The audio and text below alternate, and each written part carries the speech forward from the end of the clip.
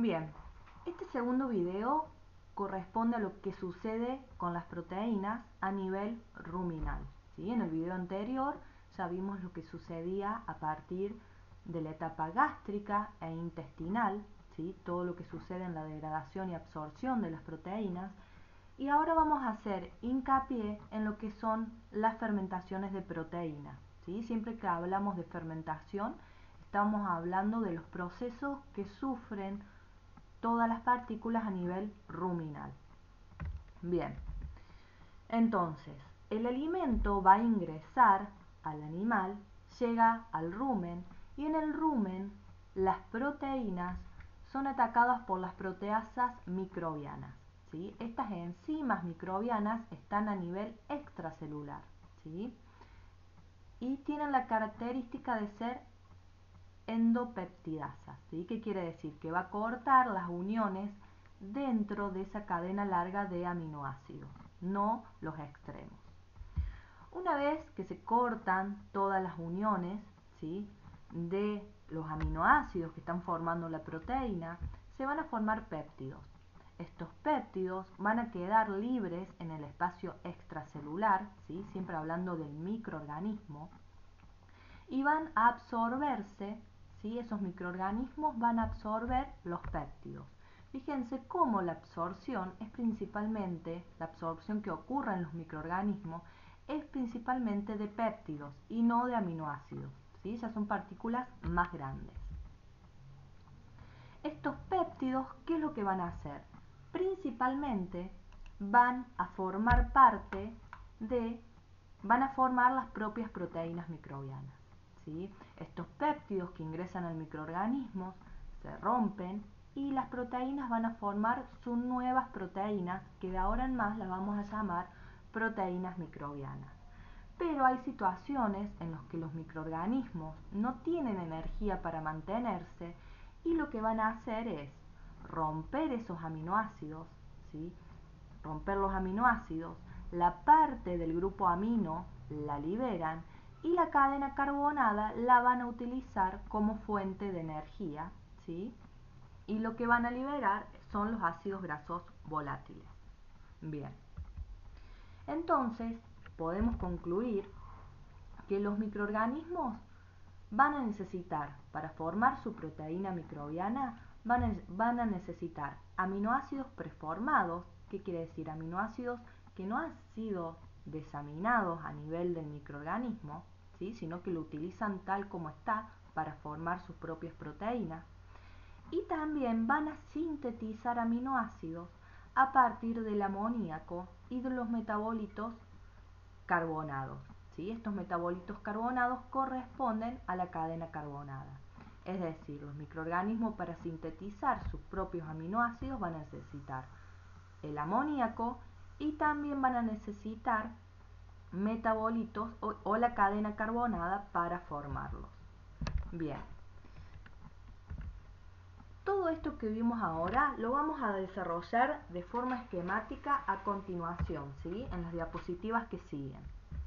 Fíjense, en este esquema se representa lo que es un microorganismo, ¿sí? Fíjense cómo la proteína va a tomar contacto con las enzimas, que son las proteasas, van a romper las uniones peptídicas hasta obtener péptidos. Estos péptidos son absorbidos por el microorganismo, ¿sí? Dentro del microorganismo hay proteasas, ¿sí?, que se llaman proteasas intracelulares. Estas proteasas intracelulares hacen que se obtengan aminoácidos sueltos, ¿sí? Estos aminoácidos sueltos van a tener distintos caminos o distintos orígenes. Fíjense, el A son los péptidos que son absorbidos y contribuyen a formar un pool de aminoácidos para que estos aminoácidos sean acoplados y formen proteínas, ¿sí? Bien, por otro lado, estos aminoácidos que hay dentro del microorganismo, ¿de dónde pueden provenir? Pueden provenir de la unión del amoníaco con una cadena carbonada. Fíjense, acá me la estaría aportando el ácido graso volátil, ¿sí? Esto sería la síntesis de aminoácidos. Y por otro lado, también este pool de aminoácidos que están dentro de los microorganismos, ¿qué pueden sufrir?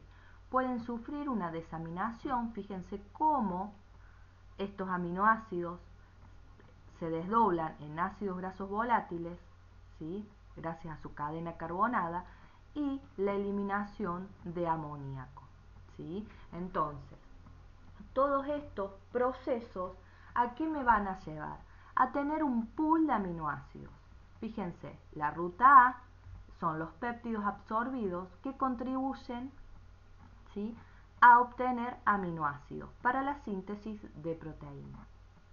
Estos aminoácidos también pueden ser formados por la unión de la cadena carbonada y del amoníaco, pero también un exceso de aminoácido, ¿qué es lo que me puede dar? O ya vamos a ver en qué situaciones, pero puede ser que estos aminoácidos se rompan y no lo aproveche el microorganismo para crear proteínas, ¿sí?, sino que al romperse el microorganismo me va a generar ácidos grasos volátiles y el amoníaco que va a ser liberado.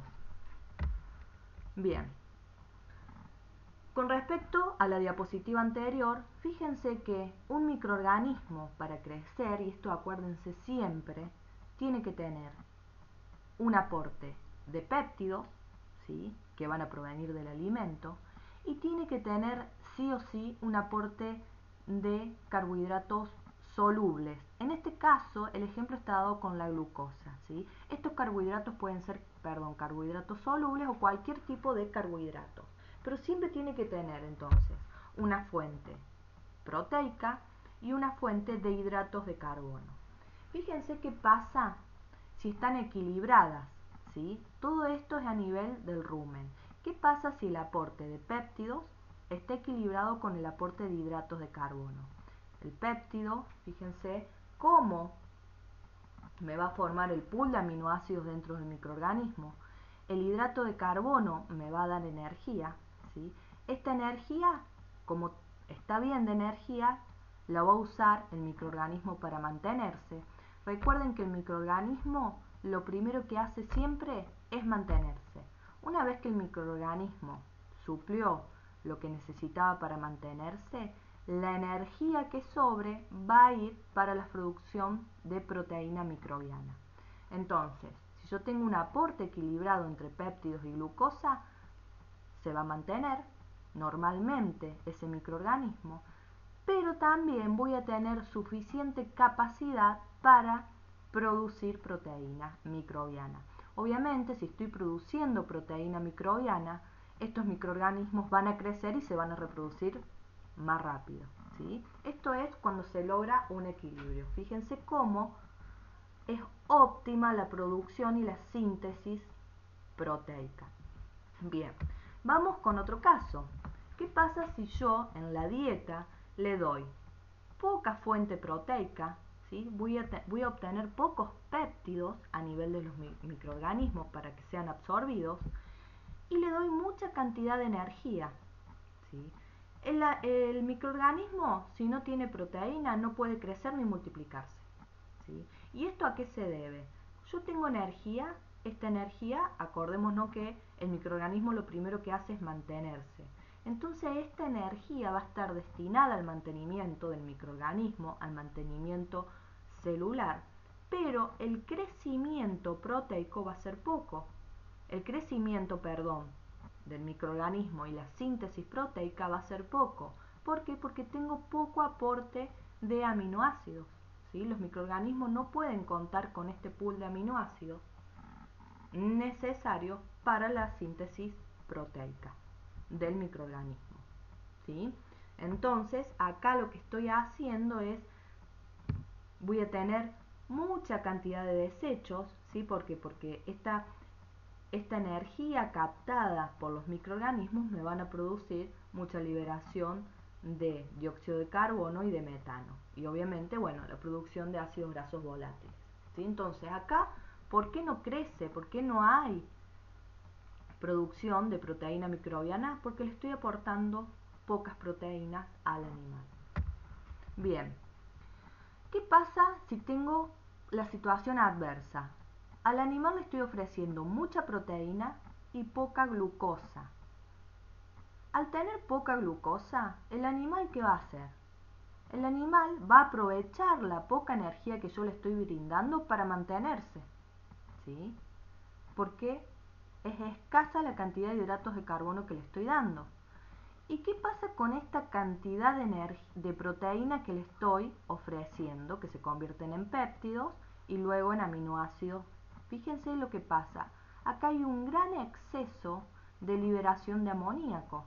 ¿Por qué? Porque todos esos aminoácidos van a ser atacados. No voy a poder sintetizar proteínas microbianas, obviamente, porque no tengo la energía necesaria. Y encima estoy gastando energía en la liberación del amoníaco. Entonces, por eso no hay crecimiento ni multiplicación de los microorganismos, porque no tienen energía. La poca energía fue para mantenerse, ¿sí? Bien.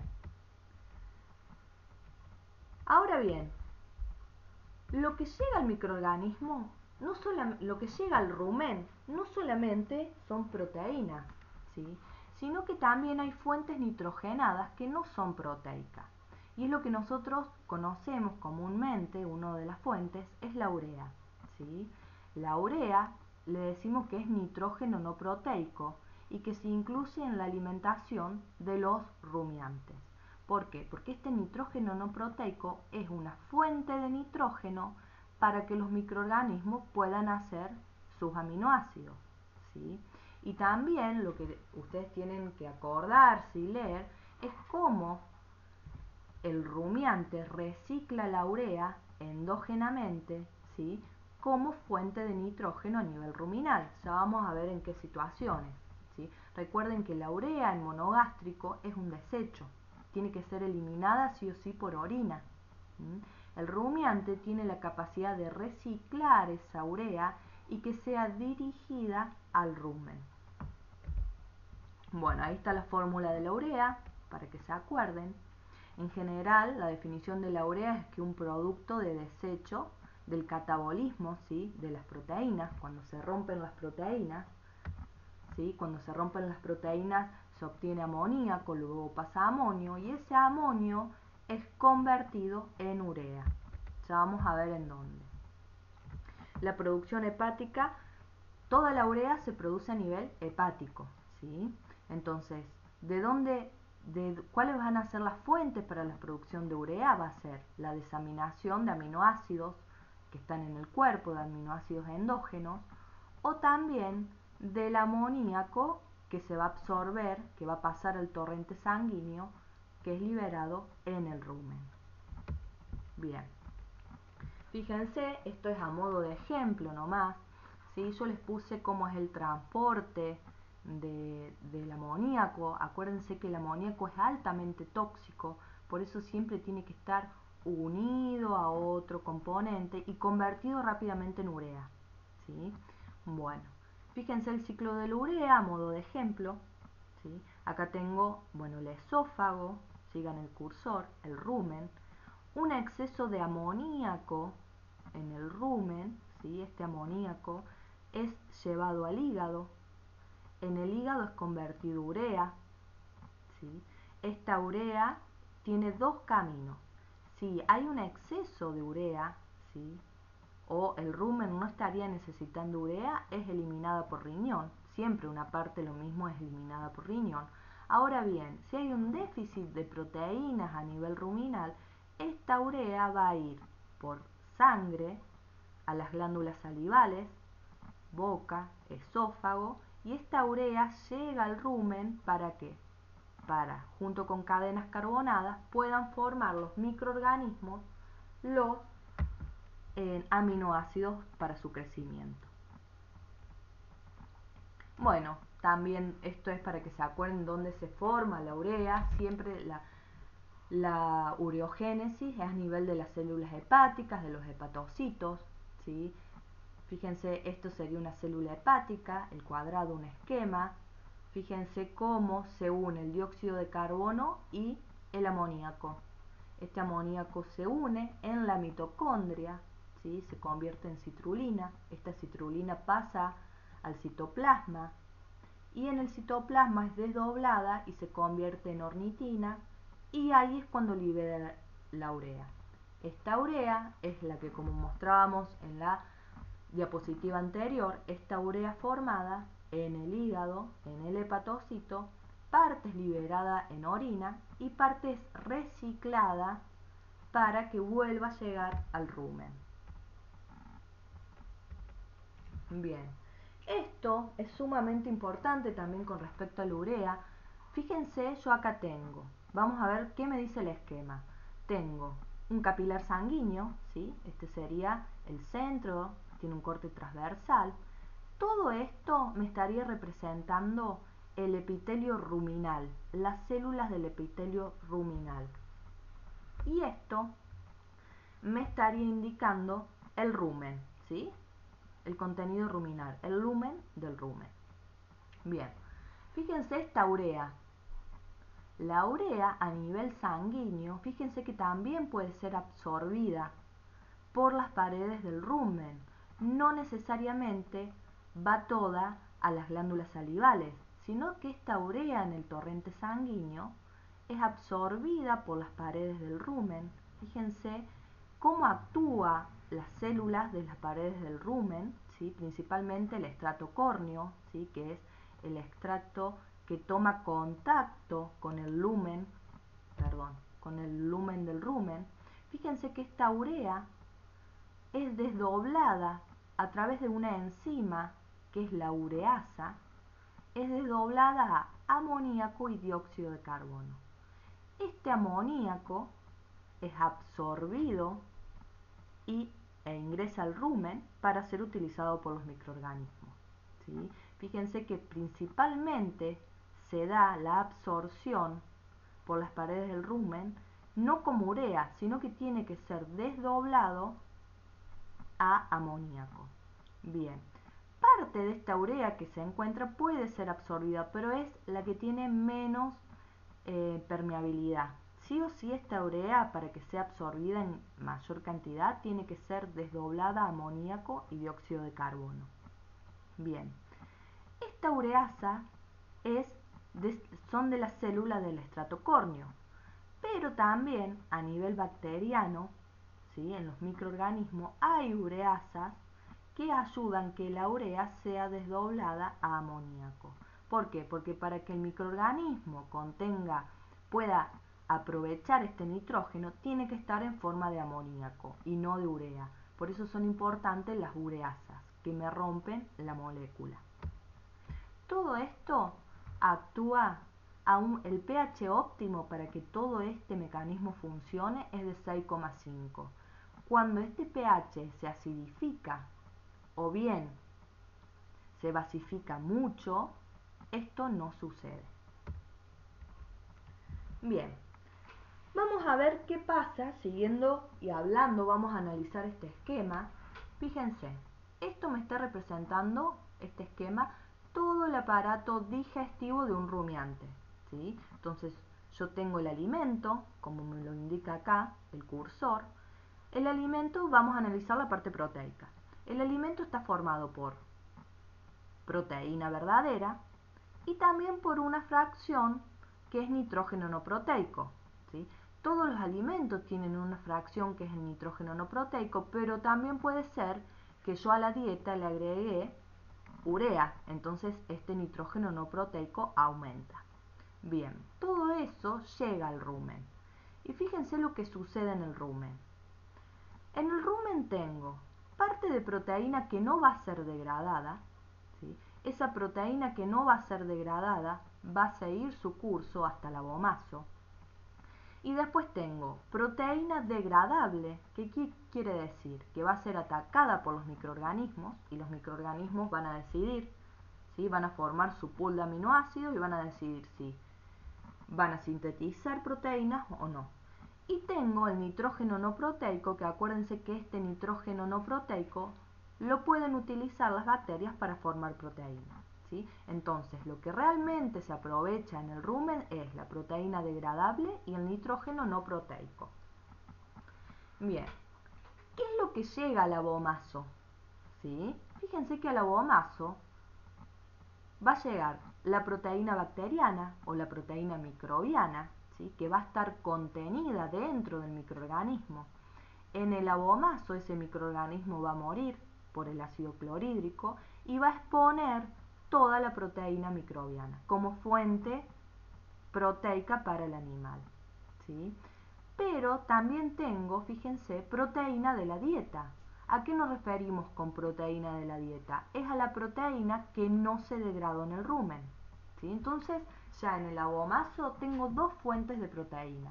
Tengo la proteína microbiana, la proteína no degradable en rumen, y tengo, fíjense, otra fuente proteica que puede ser aprovechada, que es a partir de las secreciones endógenas. ¿A qué nos referimos con secreciones endógenas? Ustedes imagínense a lo largo de todo el tracto, hasta que llega al abomazo, hay descamaciones epiteliales, células del propio animal, ¿sí? Que esas células tienen proteínas. Entonces, por eso son de origen endógeno, del propio animal, ¿sí? Entonces, a eso nos referimos con las secreciones endógenas. Entonces, en el abomazo tengo como fuente proteica, tengo fuente proteica de las secreciones endógenas, o proteína endógena, también la podemos nombrar. Tengo proteína no degradable en rumen y la proteína microbiana.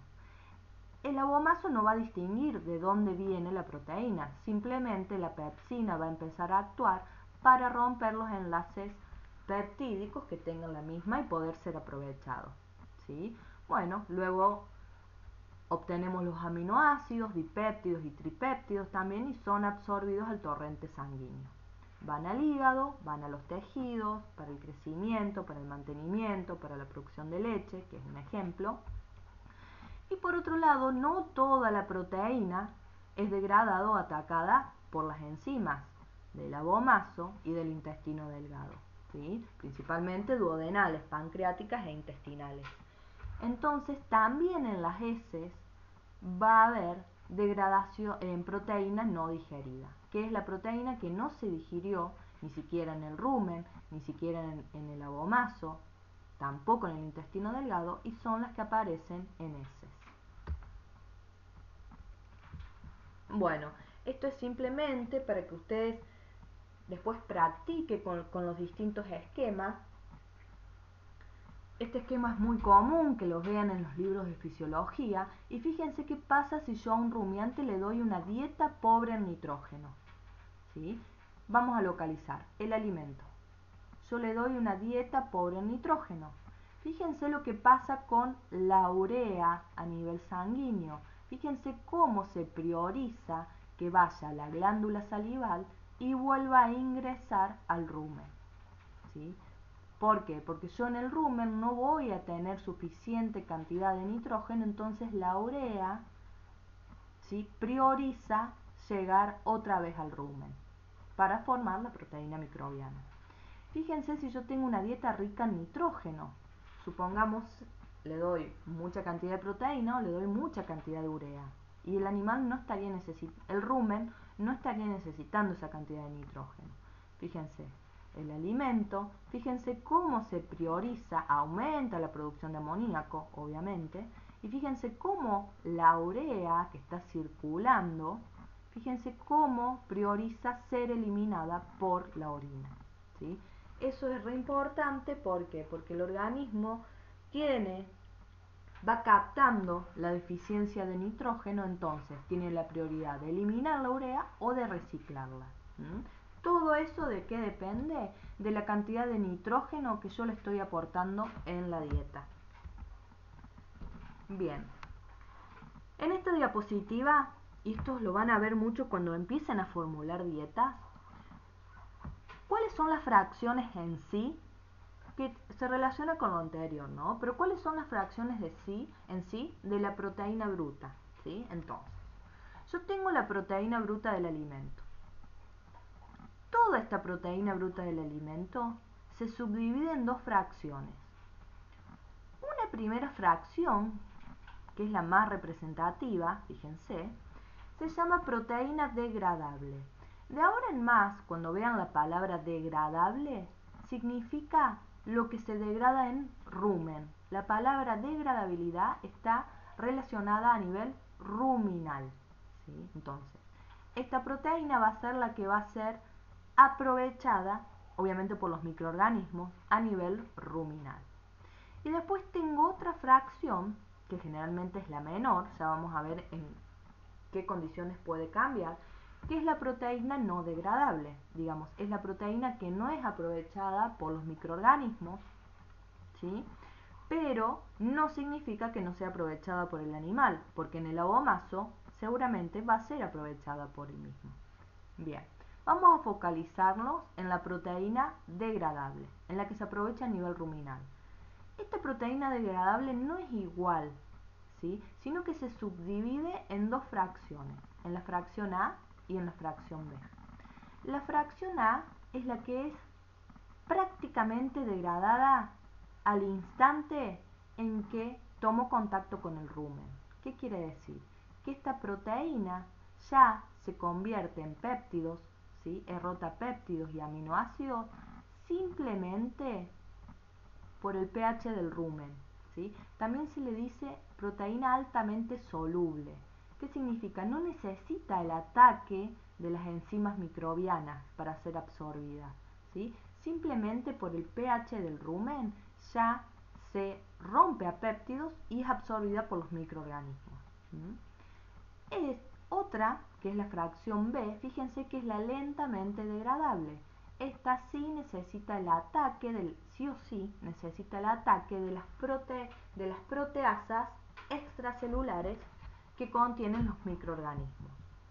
Bien, fíjense que la degradabilidad potencial, digamos lo que realmente podría llegar a degradar a nivel proteico el rumen, porque decimos degradabilidad, está dada por la fracción A y por la fracción B. Esta fracción de proteína no degradable en rumen, acá no la tenemos en cuenta a nivel ruminal. Este es un simple gráfico que para que ustedes entiendan, fíjense, desaparición de nitrógeno. Esto es el tiempo, ¿sí? El tiempo en que el alimento está en el rumen. Fíjense cómo la proteína, sigan el cursor, va a estar formada por la proteína no degradable, ¿sí? Esta proteína no es aprovechada en el rumen, y también está formada por la fracción A y la fracción B, que es la proteína potencialmente degradable en rumen, ¿sí? Entonces, la fracción A, ¿qué decíamos? Fíjense que la fracción A no necesita un tiempo de degradación, ¿sí?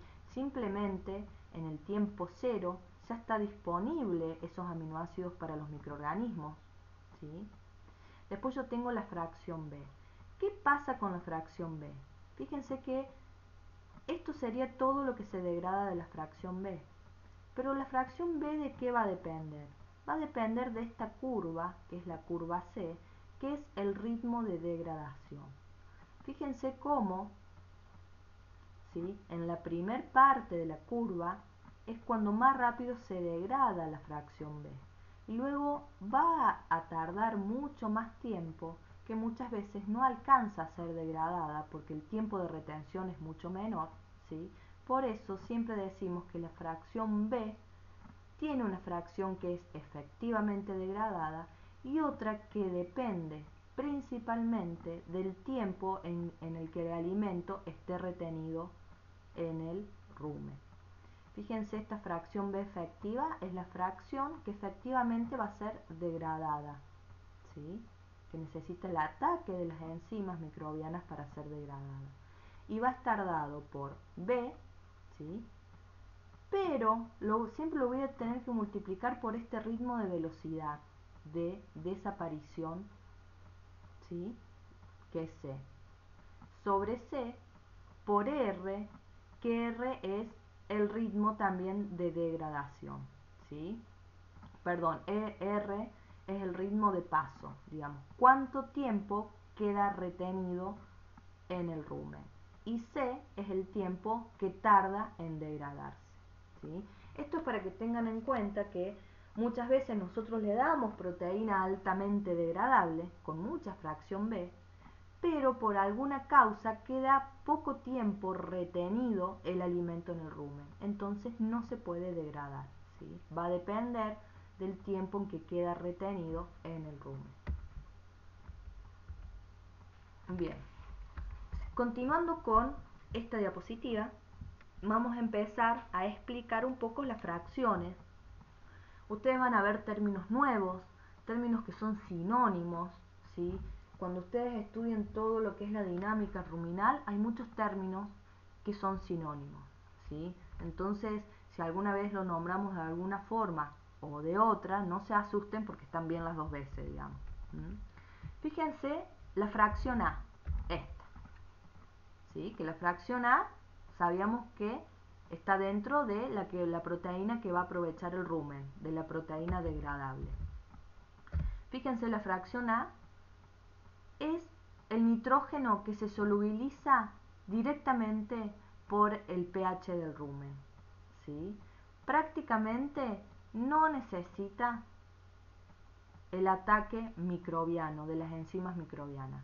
Esta fracción A, o proteína soluble, fíjense, que también la podemos encontrar, aumentan en el alimento cuando le agrego el nitrógeno no proteico. Cuando yo le agrego urea, esta fracción aumenta. ¿Por qué? Porque la urea, ya directamente por el pH del rumen, ¿sí? Voy a obtener amoníaco que va a estar disponible instantáneamente casi para los microorganismos, ¿sí? Entonces nitrógeno rápidamente disponible para las bacterias. Recomendación: alrededor del 30% del nitrógeno total debe ser soluble, ¿sí? ¿Qué quiere decir? Yo al animal le tengo que dar, hay alimentos que tienen ya proteína soluble, pero el microorganismo necesita de esta disponibilidad casi instantánea de amoníaco, ¿sí? Bien. Luego tengo la fracción B, ¿sí? Que la fracción B sería esta, la que es lentamente degradable. Bien, en la fracción B también la puedo llamar proteína degradable en rumen. Es la proteína verdadera que no se solubiliza, ¿sí? Que no está disponible prácticamente y que tiene que ser atacada por los microorganismos para poder ser utilizada. ¿Estamos? Bien. Y por último tengo la proteína no degradable en rumen, ¿sí? Que también la podemos conocer como proteína bypass. ¿Qué quiere decir? Que es proteína que pasa sin ser tocada a nivel ruminal, o proteína pasante, ¿sí? Los alimentos ya de por sí tienen una fracción de proteína que no va a ser degradada en rumen, o bien ya vamos a ver que le podemos dar concentrados proteicos de proteína que no es degradada en rumen a animales con mucho requerimiento proteico. Bien. Y por último, vamos a ver este concepto que se relaciona con los cuadros anteriores, pero con otras definiciones de proteína. Fíjense, yo tengo la proteína bruta del alimento, ¿sí? Que esta proteína la voy a obtener o voy a saber cuánto es a través de un análisis en el laboratorio, ¿sí? Donde el análisis, ¿qué hace el análisis en el laboratorio? El análisis me dice cuánto nitrógeno tiene el alimento y lo multiplica por un factor de 6,25. ¿Sí? Este factor de 6,25 sale que generalmente las proteínas tienen un 16% de nitrógeno. Eso lo van a ver o lo vieron en el esquema proximal de Wendy. Bien. Esta proteína ingresa al tracto digestivo, ¿sí? En el tracto digestivo podemos decir que la proteína que está disponible en el tracto digestivo es proteína digestible o degradable, ¿sí? Si es proteína que se degrada en el rumen, es proteína degradable, y digestible se refiere a lo que sucede en todo el tracto gastrointestinal, ¿sí? Pero es la proteína degradable o digestible es la que se encuentra en el tracto digestivo. Entonces, esa proteína es degradada, digerida, es absorbida, ¿sí? A nivel de, acuérdense, aminoácidos, dipéptidos o tripéptidos. Estos aminoácidos, estos dipéptidos y tripéptidos que son absorbidos a nivel intestinal, y este es un concepto importante, se llama proteína metabólica o metabolizable. ¿Qué es la proteína metabolizable? Es la que se absorbió a nivel intestinal, ¿sí? Bien, ¿de dónde va a venir esa proteína metabolizable? Y decimos que esta proteína que fue absorbida va a venir de tres fuentes. Una es la proteína microbiana, ¿sí? Otra es la proteína no degradable en rumen y otra es la proteína endógena de las descamaciones y de las secreciones del mismo organismo que contiene proteína, ¿sí? Entonces, esta proteína metabólica es la que realmente está disponible en sangre, que va a ser usada principalmente para mantenimiento, y todo lo que resta para mantenimiento proteico, ¿no?, va a ser usada para producción. Bien, esa proteína metabólica que va al producto, que va a leche, a carne o mantenimiento, ya la llamamos energía neta. ¿Estamos? ¿Por qué? Porque dentro de la sangre sigue habiendo otras pérdidas proteicas y la que queda retenida ya en la carne en forma de músculo, en la proteína de la leche, ¿sí?, ya se llama proteína neta, ¿sí? Lo importante es que sepan la definición de proteína metabólica.